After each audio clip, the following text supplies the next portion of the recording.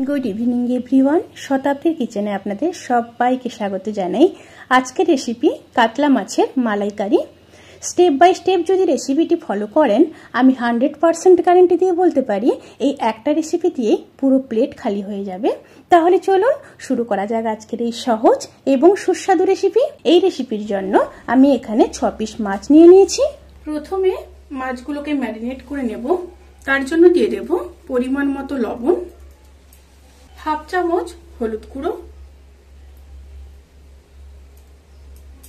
Half चामच लंकार गुड़ो और दिए देव 1 चामच मतो सर्षेर तेल।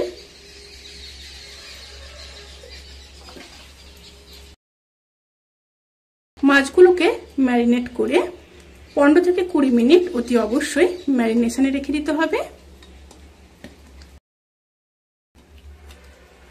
মাছগুলো ম্যারিনেট করা হয়ে গেছে। এবার একটা মশলা রেডি করে নেব।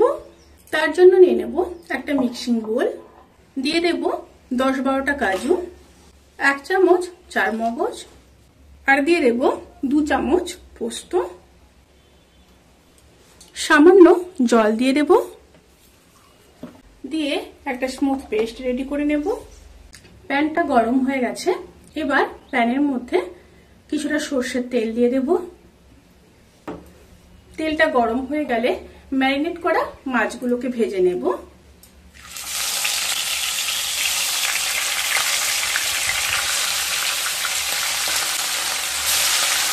মাছগুলোকে একটা সাইড ভেজে নিয়ে তারপর ফিরে আসছি। একটা সাইড ভাজা হয়ে গেছে, এবার উল্টে দেব। দুটো সাইড মাছ ভাজা হয়ে গেছে, এবার তুলে নেব। এই রেসিপির ক্ষেত্রে মাছগুলোকে বেশি কড়া করে ভাজার কোনো রকমই দরকার নেই, হালকা করে ভেজে তুলে নিতে হবে।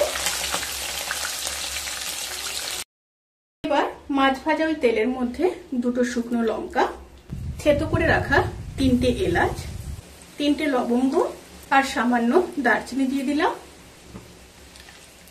একটু নেড়ে নেব। তেল থেকে যখন সুন্দর একটা স্মেল বেরোতে শুরু করবে সেই সময় দুটো বড় সাইজের পেস্ট করে রাখা পেঁয়াজ দিয়ে দেব। পেঁয়াজগুলোকে হালকা ভেজে নেব। পেঁয়াজগুলোকে ভেজে নিয়ে তারপর ফিরে আসছি। পেঁয়াজগুলো যখন হালকা ভাজা হয়ে যাবে সেই সময় 1 চামচ আদা বাটা দিয়ে দেব আর দিয়ে দেব একটা বড় সাইজের পেস্ট করে রাখা টমেটো। আবারও খুব ভালোভাবে মিশিয়ে নিয়ে 1 থেকে 1.5 মিনিট লো টু মিডিয়াম স্টিমে কষিয়ে নেব।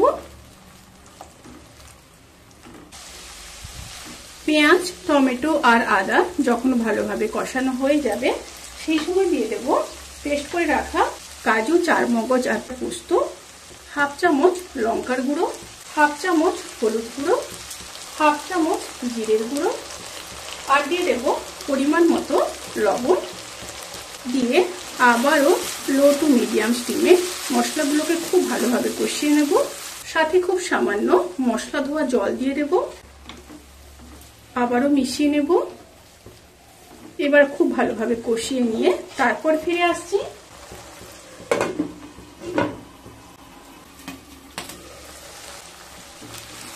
মশলাগুলো খুব ভালো মতো কষানো হয়ে গেছে। দেখুন সাইড থেকে কিন্তু খুব সুন্দরভাবে তেল ছেড়ে দিয়েছে। এবার নারকেলের দুধ দিয়ে দেব। এখানে আমি একটা নারকেলের পুরো দুধ ব্যবহার করেছি। আবারও মিশিয়ে নেব। এবার ফুটে আসা পর্যন্ত অপেক্ষা করব।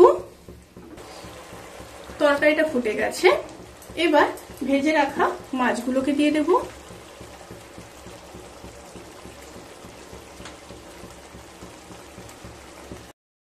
সাথে মাছ ভাজার তেলটাও দিয়ে দেব।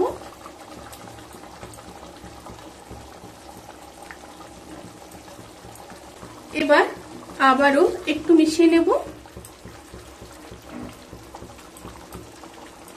মিশিয়ে নিয়েছি। এবার ঢাকা দিয়ে 5 মিনিট লো স্টিমে রান্না করে নেব।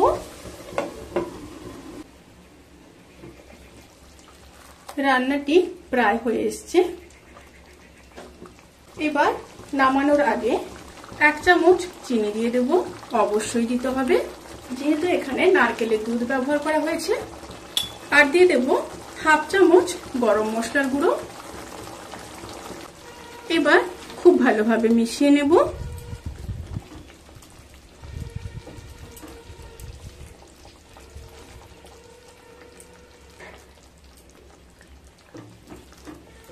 খুব ভালোভাবে মিশিয়ে নিয়েছি।